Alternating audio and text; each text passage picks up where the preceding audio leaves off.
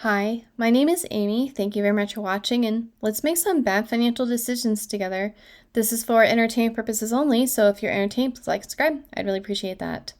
So, when I was in the Twitter space yesterday with the ambassador of Kwan, he asked me, because I was laid off, how has that changed how I'm investing, and how did I go about building that portfolio and thinking through how I'm going to invest? And so I thought I would like to expand on that. Basically, I went to YieldMight and I went through every ticker that's on here and I thought through like, what am I looking for? Why would I want to do it? Because this is a big balancing game of I need enough income to be able to live on it, but I would like for it to be less risky comparatively to other things so that there's no guarantees, but more fund stability and just making sure that I'm in things that won't suddenly cut off, which I'm in strategy quite a bit. And so I wanted to also balance that part of my portfolio in the overall portfolio so that I'm more well-rounded and more robust and can handle it. So I wound up with this list. Goldie, because I am in so much strategy, I wanted to be in something that was a hedge and maybe not a direct hedge like winter. And so that's why I also looked up TLTW. But of those two things, I personally lean towards Goldie. I just don't like treasury bills that much. And then, the $40,000 I took from Bitcoin, like I sold my Bitcoin, I could just put the $40,000 back into YBTC because it has 25% margin maintenance. But I decided instead to put $20,000 into Misty and $20,000 into Goldie. However, I am going to have to wind up selling a portion of that Misty because my available withdrawable cash, I need to get that up. And then when I sell that, I can put it into funds that have 25% margin maintenance and I'll have more margin. So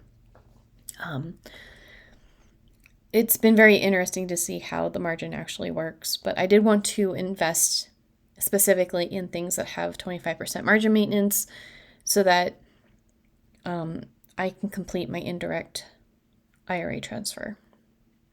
So,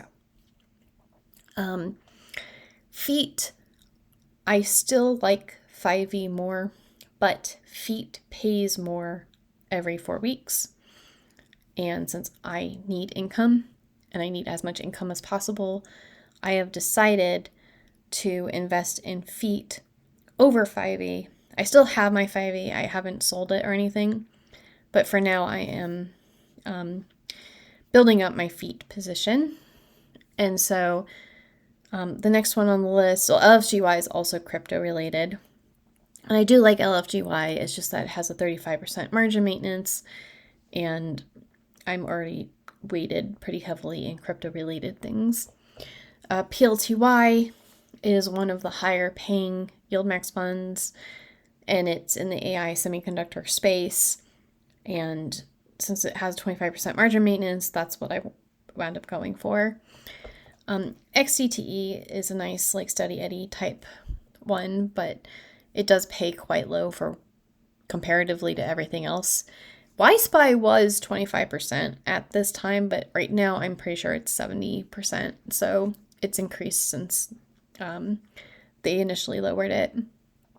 And then we have Coney and Winter, which are both crypto related. Winter is the inverse of Misty. So if I wanted to keep my portfolio stable and I have a lot of strategy, then why not do the inverse? But it's always been my opinion that even though the price might appreciate in winter, during the crypto winter, the implied volatility for strategy will go down relatively a little bit. And so when the implied volatility goes down, winter will also pay less. So I may as well invest in something like Goldie that is not correlated to it at all. So That was my thought process behind that. And then we have YMAX, which is the fund of funds, and it trades places with YMAG over like which one is paying more. But I just like the fact that it is every single non-inversed yield max fund. So it's not an index, and it does skew towards crypto and tech, but out of all the yield max funds, this is the one I'm most comfortable investing in at the moment. So that and like the FEET and 5e. And then it was just a matter of, I don't want to be in forever, like I don't want to be in 5, 10, 20 different ETFs. I just want to concentrate on the ones that I am investing in. So that's why we have the Goldie and FEET and PLTY and YMAX. And I wound up with 30% in Goldie, 30% in YMAX, and then 20% in FEET and 20% in PLTY. And so that combined together will pay in distributions per month enough money for me, well, with the $100,000 for me to pay the bills. And it's not necessarily enough for me to pay taxes on top of that, nor is it enough for me to pay my health insurance. But with $200,000 with this composition, $9,600 is enough for me to pay my bills, pay my taxes, and have health insurance. And the reason why I was referring to a $12,000 thing, or expecting $12,000, was because in May, PLTY paid $7. And if you go here and you filter by AI focused, and you click into the details here, you can see that the latest distribution from June for PLTY was $3.26, which something like this can happen to any one of these funds at any one time, which is why I want to have a big buffer in what I'm expecting and what I could get and what like the worst case scenario is, because I don't want to be scrambling at the end of the month trying to figure out how am I going to pay my bills and, you know, get enough money to pay for things. So I'm really glad that in June it's not $12,000, but it is enough for me to pay my bills so far. So I'm going to continue. Actually, I like Goldie is now 25% of my portfolio, which I think is probably too much for any single ticker in my portfolio, but I'm going to, the first step is to complete the indirect rollover because, you know, I have the $230,000 invested. I have $220,000 of margin available, but only $114,000 of withdrawable cash. So once I have enough cash, I will take that money out and put it into an IRA. And then I'm going to start that IRA rollover into a Roth IRA. And then like it's shuffling things around. But at the end of the day, once I stop generating income in my IRA and withdrawing that money to fund, basically make sure that this taxable account doesn't get margin called.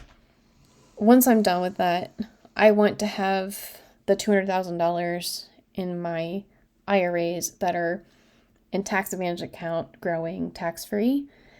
I want my taxable brokerage account to be at a state where the margin that I do have is in ETFs that are producing income and, you know, actively paying off the margin itself. And then I want to be able to build up my Bitcoin position and pay off my trailer and my truck. So all of these are goals that I have simultaneously because I don't know how to just do one thing at a time, but I think we can get this all done. I just wanted to show you my thought process, and it was basically just like, get a list of ETFs, get the information that you need. And this was just from Yield Max. I just put in $100,000 up here, and then I just wrote down how much I would get monthly on all of these that I was interested in. I wrote down, I looked up what the margin maintenance was on Robinhood, and then I divided by $100,000. That way I would know like what the percentage is. But then I just experimented with like, this is the 100%. So like, what combination of this, how conservative can I get and still have enough income and then buffer in my expectations so that I don't have to have a 100% return in order to live on my own. So anyways, please let me know if you have any questions, and where do you think I should concentrate next? Should I get some SpyEye or invest in VU, or when we were talking in the Twitter spaces yesterday, we were actually talking about OMA and the new like BRKW. I think for me, I wouldn't mind trying to buffer up with like YMAX or Chippy, but the margin maintenance is more. it's like those are at 35%, and then like XDTE doesn't pay enough. So I might try to look into the weekly pairs, honestly, like XBTY and PLTW, and they might not pay as much as the monthly or the 4-week ones, but they do pay every week. And YBTC just started on Tuesday, so YBTC might actually be another contender for the next thing that I focus on. But I think just having a clear idea of what you want to invest in and why you're trying to invest in it is a good thing. So I will talk. Oh, also for Financial Philharmonics, we have This Girl Has Lean Fired. It's another indie ballad thing because I'm into those now. So I'll talk to you later. Bye.